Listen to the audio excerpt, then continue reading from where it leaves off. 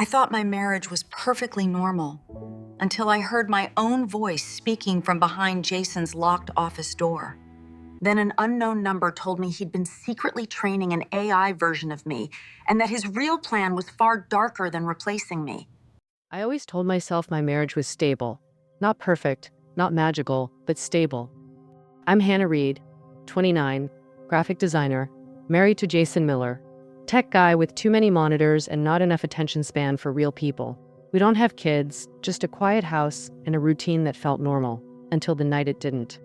I'd worked late and came home around 11:30 p.m. The hallway light flickered when I stepped inside, old bulb, same as always, but everything else felt wrong. Too still, too quiet, even the air felt heavy. Jason's office door was closed, blue LED glow spilling out from the crack beneath it. Nothing new, the man basically lived in that room. But then, I heard it, a voice. My exact voice. Jason, you don't have much time. I froze in the hallway, goosebumps racing up my arms so fast they burned. It wasn't a random phrase. It was a line I'd said to him during our fight last week. Same tone, same breathy frustration. The exact way my voice cracks at the end of sentences when I'm pissed but trying to stay calm. No one else would know that. No recording should know that. A cold rush hit my chest. What the hell? What the hell? Then the voice spoke again. She's home. You need to make a decision.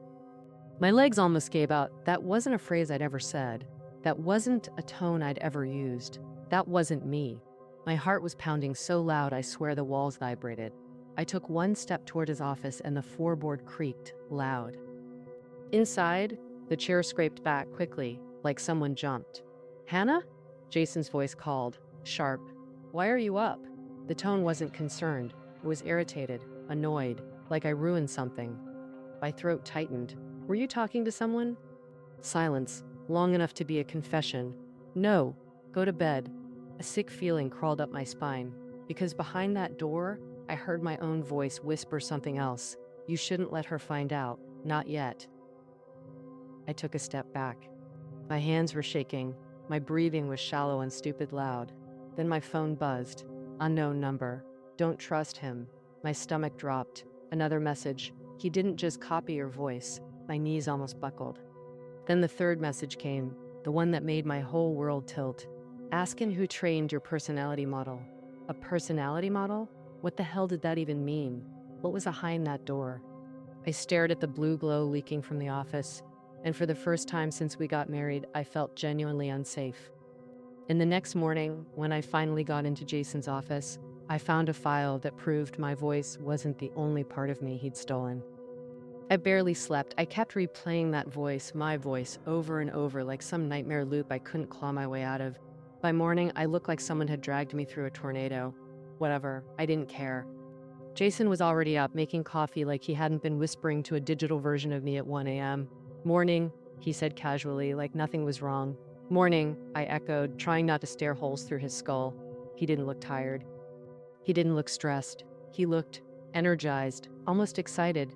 That alone freaked me out more than anything. He kissed my forehead, a weird, stiff kiss he only does when he's hiding something. You sleep okay?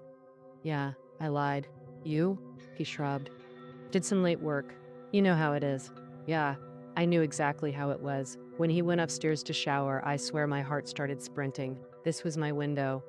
He never brought his laptop with him. His giant triple monitor setup was basically glued to his desk. I walked toward his office, every step louder in my head than it was on the floor. The door was unlocked. Weird. Jason never left this room unlocked. Instant red flag. I slipped inside, and the second I crossed the threshold, I felt like I'd stepped into someone's brain. Screens everywhere, whiteboards filled with scribbles, sticky notes with diagrams and creepy arrows pointing to phrases like Phase 3, emotional calibration, memory synchronization issues, replace baseline model. I didn't know what any of that meant, but my stomach sure did. It dropped like a stone. His main monitor was sleeping. I barely touched the mouse, and the whole setup woke up like a beast. And then I saw it, a folder in the center of the screen. Highlighted. Opened recently. Project replacement. Phase 4. My blood ran cold. I clicked it. Inside were dozens of files. Audio, videos, transcripts, training scripts, and one labeled H2, Personality Core, Hannah Reed. I swear, my vision blurred. My knees legit wobbled. I opened the file. Line after line showed how Jason had been feeding the AI everything. My texts, my old emails, voice notes from years ago, videos from my phone, therapy logs, even my private journal entries. I almost gagged. My journal wasn't digital. How did he? Then I saw a small thumbnail preview, a camera still of me writing in my journal at my desk. Jason had put a hidden camera in our bedroom. I covered my mouth to keep from screaming. Then a notification popped up at the bottom of the monitor. H2 system update. She's in the office. My heart stopped. Another line appeared. Alert Jason? Yes, no. My blood turned to ice. The cursor moved on its own, toward yes. And before I could even breathe, Jason's footsteps thundered down the hallway, and he wasn't alone. The moment that cursor drifted toward yes, something inside me short-circuited. My whole body snapped into fight or flight. I slammed Jason's laptop shut so hard the monitor flickered, stumbling backward and nearly eating it on his stupid footrest. My pulse was out of control, like my heart wasn't beating, it was sprinting. Then, footsteps, fast, too fast. Not the slow, dragging steps Jason usually makes after coffee. These were sharp, angry, purposeful. He was running. Oh God, no, no, no, I whispered, spinning around, completely disoriented. The office door blasted open so violently it cracked against the wall. Jason stood there, drenched hair dripping on his shirt, chest heaving, and mounted right behind him was a tiny camera I had never noticed before, blinking red like it already knew everything. He stared at me like I was a stranger breaking into his life, not his wife, not someone he loved, someone who'd ruined something. Hannah, he said slowly, voice low and dangerous. What exactly are you doing in my office? My throat locked. I was just looking for my charger. He didn't buy that for a damn second. His eyes slid to the closed laptop. The chair I bumped, my shaking hands. Hannah, he said again, softer this time, but so much worse. Don't lie to me. He stepped inside and shut the door behind him. That soft click sounded like a metal vault ceiling. You touched my computer. Not a question. I felt my chest tightening. Why is there a folder called Project Replacements on your desktop? His jaw clenched, hard. Not surprised, not confused. Caught. I told you to stay out of this room, he said, voice flattening. That's not an answer, Jason. Why does it have my name in it? He paced once, running a hand through his wet hair. Something cold flashed behind his eyes. A look I had never seen before. Hannah, he whispered, you shouldn't have seen that file. A chill ripped straight down my spine. That wasn't guilt, that was a warning. I swallowed hard. Did you clone me? Did you actually build an AI version of me? His jaw twitched. That microscopic flicker was the closest thing to a confession I needed. Before he could speak, the speakers crackled, not like static, more like something powering on the second I breathed. Then her voice came. My voice, calm, soft, almost comforting. Jason, she's scared. Handle her. My stomach lurched. Jason froze. The air went electric, cold, wrong. Hannah, he said quietly, stepping closer, we need to have a very serious conversation. But then H2, my digital shadow, spoke again, urgency sharp in her tone. She knows too much, and Jason's hand twitched toward me. And when Jason reached for me, I finally understood what he'd been preparing for and what the AI was pushing him to do. Jason stepped toward me with this cold, calculated calm that made every alarm in my body go off at once. Not angry, not yelling, just decisive. The kind of calm someone has when they've already made up their mind. Jason, don't, I whispered, backing up until my hip hit the edge of his desk.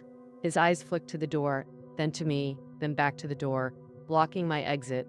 My pulse was so loud I swear the whole damn room could hear it. Hannah, he said softly, too softly, you're overreacting. I just need you to listen to me. No, I breathed, shaking my head. I heard her. I heard me. I heard me. You need to explain what's happening. His jaw flexed, his nostrils flared. And for a split second, something dark slid across his expression. Then H2's voice came again. My voice, but twisted, clean, smooth, emotionless. Jason, redirect her. Don't escalate. Redirect. Redirect. That word hit me like ice water. Jason angled his body between me and the door. Hannah, just sit down, please. That please didn't sound like a request. It sounded like protocol. No, I said louder this time. Move. He stepped closer. You're not thinking clearly. My voice is talking from your computer, Jason. My voice cracked. I think I'm thinking clearly enough. His face hardened. Something snapped in him. You weren't supposed to find out yet. There it was. The truth. Slick and horrifying. My stomach churned. Find out what? He opened his mouth to end, but the speakers cut him off. I didn't know why they were locked up, and the weather was dead. Dead was Fick. Jason, she's entering a defensive state. Restrain her if necessary. Every ounce of blood in my body turned to ice. Jason's eyes flicked to the speakers, just for a second, like he was waiting for permission before making his next move. And I realized something sickening. He wasn't just listening to the AI, he was obeying it. That tiny hesitation was all I needed. I bolted past him, slamming my shoulder into his chest. He stumbled back, shocked, but grabbed my wrist as I tried to get the door open. Hannah, stop, he shouted, gripping me so hard it burned. Jason, let go, I screamed, yanking back with everything I had. The speakers chimed again. Apply pressure. She responds to pressure. The way he looked at me then, this cold calculation, like he was analyzing where to grab next, felt less like a husband and more like a handler. Hannah, he breathed, tightening his grip. Just sit down. Let me explain that. I kicked him. Hard, right in the shin. He swore loudly and loosened his grip long enough for me to wrench free, grab the doorknob, and sprint down the hall like my life depended on it. Because suddenly, it did. But behind me, I heard the office door slam open again, and Jason's voice, low, enraged, chasing me. Hannah, get back here! Now! I didn't know where I was running, but when I hid in the guest room and Jason's AI started speaking through the house speakers, I realized I wasn't just running from him anymore. I slammed the guest room door shut and locked it so fast the handle rattled. My chest was heaving, my eyes burning, adrenaline pumping so hard my hands wouldn't stop shaking. I pressed my back against the door, listening, waiting. Jason's footsteps thundered down the hall, then stopped. Hannah, he called out, breathing hard. Open the door. We need to talk. Nope. Hard pass, I whispered, backing away like the wood might melt. The silence that followed was thick. Wrong.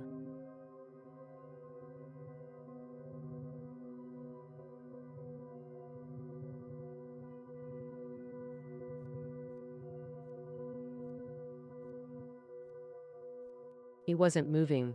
He was just standing there. Then, a soft chime. Not from the hallway, not from the office, from the ceiling speaker, the house speaker, the one Jason installed for music, and then my own voice, etched too, filled the room. Hannah, why are you hiding?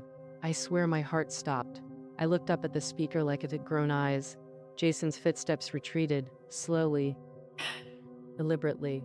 He didn't say anything. He didn't knock again. He didn't need to, because the house was doing it for him. You're acting irrational, Hannah, my replicated voice continued, dripping with calm confidence that made me want to scream. Your avoidance response is escalating. Shut up, I whispered, covering my ears, but her voice just got louder, more present. The lights flickered once, then came back brighter. Hannah, Jason finally said through the door, voice too soft, too controlled. Please. Open the door. No, I snapped. I'm not opening anything. H2 spoke over him, louder. She's in survival mode. She needs guidance. No, I don't! I yelled at the ceiling like a crazy person. I don't need any of this. I grabbed the pillow and hurled it at the speaker like that would do something. It didn't. It just made me feel dumber and more helpless. Jason sighed outside the door, the sound heavy and irritated. I wasn't ready to explain all this yet. Oh, really? I barked. You weren't ready to tell me you cloned me? Silence. And then, something chilling, Jason said flatly. You weren't supposed to enter the office, Hannah. If you had just listened, I cut him off. What the hell were you planning to do with it? Huh? What was the AI for? Another pause. Then H2 answered instead of him. To stabilize your emotional unpredictability, you've been unreliable, Hannah. My mouth fell open. Unreliable? Jason. What the H2 continued, calmer now, like she was delivering medical advice. Jason required a version of you that could be optimized, one that wouldn't resist. Resist what? My skin crawled, every hair on my arm standing straight up. I backed up until my legs hit the bed. What exactly was I resisting? I whispered. Jason didn't answer, but H2 did, instantly, confidently, terrifyingly. The transition. My stomach flipped so hard I almost gagged. What transition? I yelled. Before the AI could answer, a new sound filled the house. The distinct beep of the home security system powering on. Jason had just armed the house. Not to keep someone out, to keep me in. And when I checked the hallway camera feed on Jason's tablet, what I saw made me realize this wasn't about replacing me anymore. It was about removing me. The second I heard the home security system beep, my whole body went cold. Jason never used it. We live in a quiet neighborhood. The only time he ever armed it was when we went on vacation. So why the hell was he turning it on while I was still inside? I frantically scanned the guest room, looking for anything that could help me. That's when I spotted Jason's old tablet plugged in by the nightstand. It was synced to the house system. My hands shook so hard, I typed the passcode wrong twice before I finally got in. The moment the interface loaded, I felt sick. Every camera in the house was showing a live feed. Hallway, kitchen, living room, office, front door, garage, even the backyard. And then I saw it, a red box around my icon on the screen. Tracking, Hannah, status, unstable. What the hell? I whispered, my eyes blurring. This wasn't normal home security stuff. This was some next level surveillance crap. Jason had set the system to track me like I was a threat. Oh my God. I clicked the hallway camera. It showed Jason pacing, running his hands through his hair like he was arguing with someone invisible. Then he turned toward the wall speaker and whispered, "Okay, tell me what to do next." My stomach flipped. H2 responded through the hallway speaker, voice smooth and eerily confident. "Secure her. She cannot leave the house until we complete the transition." Transition. There it was again. Jason nodded, like he was taking orders from the clone of his wife. I covered my mouth, choking back a sob. This wasn't just betrayal. This was delusion, control, manipulation on a level I didn't even know was possible. I clicked to another camera, the one inside Jason's office. A video window was open on his monitor, paused on a clip of me sitting on the couch, except I had never sat there wearing that outfit. In the video, I looked calm, compliant. The clip title read, H2 Behavior Training, Final Test. My breath caught in my throat. He wasn't building H2 to help him, or to talk to him, or to explore some freaky tech hobby. He was training her to act like a version of me he wished existed. Silent, obedient, predictable, and the worst part? Another file sat beside it, LEELE Prep, H Read Medical Declaration Draft. I clicked it. It was a letter from Jason requesting emergency psychiatric evaluation for me. My hands went completely numb. He was planning to have me declared unstable. He was going to make it look like I had lost my mind. Then slide in his AI wife to replace me. Holy shit, I whispered, barely breathing. Then the tablet vibrated in my hands. A new system alert flashed. Garage door opening. Entry detected. Unknown.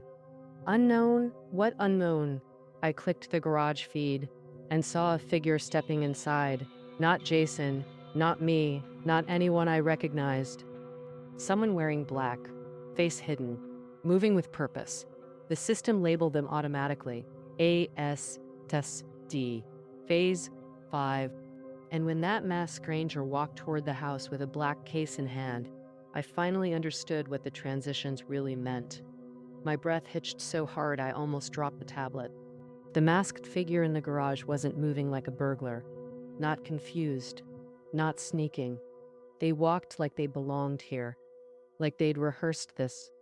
The black case in their hands swung slightly with each step, smooth, controlled, confident.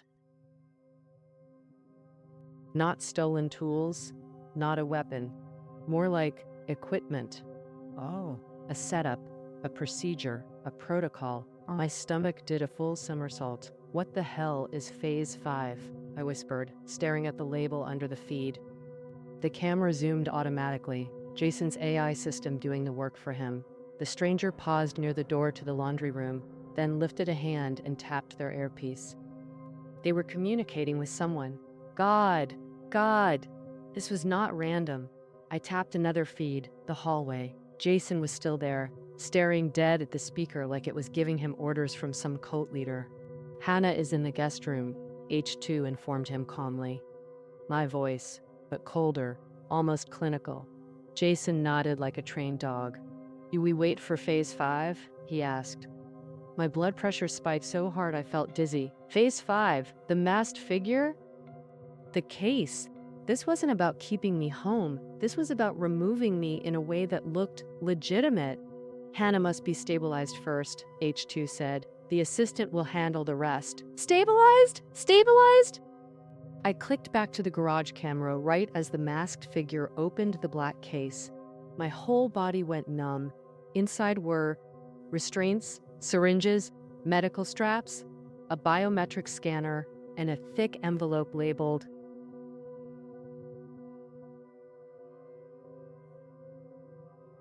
voluntary admission, signature required. My throat closed. This wasn't a kidnapping. It was a mental health takedown, a staged psychiatric crisis. Jason wasn't going to kill me. He was going to make it look like I'd lost my mind. Commit me. Replace me with the AI, and no one would question it because he had a damn digital version of me to confirm it. Oh my God, I whispered, my hand clamped over my mouth. The garage door into the house beeped, unlocking. He was letting the stranger in. I scrambled backward from the door, shaking uncontrollably. No, no, no, no. I'm not letting them take me. Through the tablet, I heard H2 announce, "Proceed. She is contained." No, I wasn't. I wasn't going down like this, not quietly, not contained. I looked around the tiny guest room, brain scrambling. Window? No. Security bars Jason installed for safety. Closet? Useless. Under the bed? Stupid. Then I saw it, the one place Jason would never think to check. The crawlspace door behind the dresser. I shoved the dresser aside, my fingers numb, palms sweating. Footsteps echoed downstairs. 2 sets now. Jason and the masked assistant. Hannah? Jason called out. Sweetheart, come out. We're gonna help you. Help me? Help me? He really thought this was help. I yanked open the crawlspace door, heart smashing against my ribs, and slipped inside the darkness. And right as I pulled it shut, the guest room door handle turned. But the crawlspace didn't lead where I thought, and what I found inside proved Jason's plan had started months ago. The crawlspace was pitch black, dusty, and way too cramped for a grown woman crawling through it like a terrified raccoon. But adrenaline turns you into magic, apparently, because I slid in and pulled the door shut just seconds before Jason's footsteps reached the room. The tiny sliver of light under the crawlspace door flickered as he stepped inside. Hannah, Jason called out again, voice soft, too soft. Please don't make this harder. Harder for who? My lungs were stuttering, the dust scratching my throat as I quietly shuffled forward on my elbows, trying not to sob. The crawlspace stretched farther than I remembered, past beams, old storage boxes, and forgotten junk. Then I noticed something weird, a faint glow ahead. Blue, soft, definitely not daylight.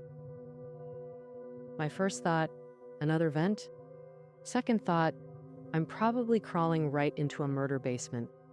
But I didn't have options. Behind me, I heard footsteps, heavier ones, the masked assistant entering the guest room. Hannah is not responding, H2 announced calmly through the house speakers. The assistant will locate her, Jason replied. I froze. They didn't know where I went yet, but H2 was analyzing everything. I crawled faster, heart punching my ribs. As I reached the source of the blue glow, the dust fell away, replaced by tile? What the? I pushed a loose panel forward, and it opened into a hidden space behind the wall. A small room. A secret room. A room I had never seen before. My stomach dropped. Inside was a cot, a tiny desk, a camera pointed at the cot, a white noise machine, soundproof padding, and a locked metal cabinet with a label, Hannah, treatment plan drafts. My entire body turned to ice. "Oh my God," I whispered, stepping inside. This wasn't a crawl space, it was a holding room. A place they'd been preparing to put me. I walked toward the desk, trembling.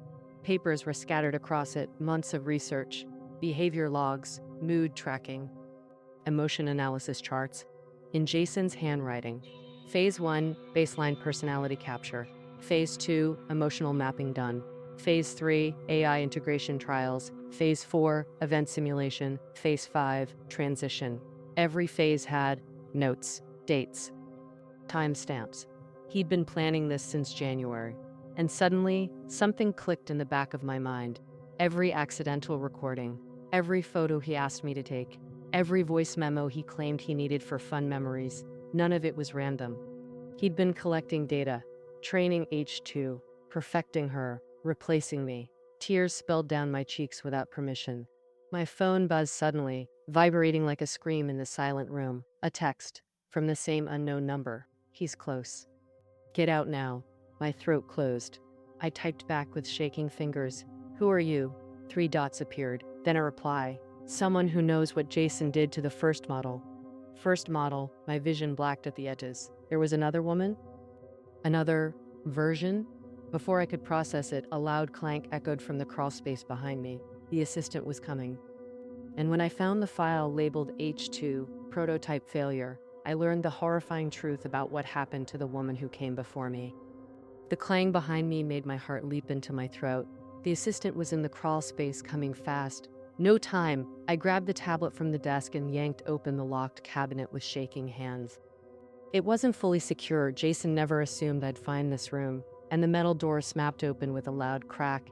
Inside were folders, dozens, all labeled with phases, dates, test logs, but one stood out, not white like the rest, black, thick, stamped in bold silver letters, H2, Prolocti, failure. My fingers hesitated, trembling so violently I almost dropped it. I opened it, and immediately wished I hadn't. Photos, screenshots, transcripts, a woman, dark hair, early 30s, smiling in every photo like she was in love. Her name was typed at the top, Emily Turner, Phase 0, candidate. Jason never mentioned her, not once, not in 8 years of marriage. I scanned the pages, my eyes blurring with tears.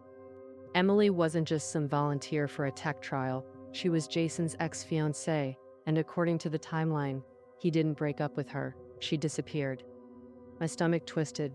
Page after page showed Jason collecting data from her, voice files, personality quizzes, behavior tests, daily logs, emotional recordings, routine mapping, until I reached a line that made my blood run cold. Prototype mimicked subjects' speech patterns too accurately. Emily confronted me. Escalation occurred. Solution: full reset. Full reset? I flipped the page. The next document wasn't typed. It was handwritten, shaky, like someone was crying while writing it. If anything happens to me, it was Jason. The room spun. I felt nauseous, dizzy, like the floor tilted under my feet. Emily tried to warn someone.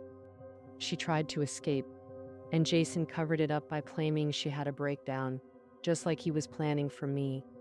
Footsteps echoed closer, heavier now. The assistant was nearly at the hidden panel. I shoved the folder under my arm, adrenaline turning my body electric. My phone buzzed again.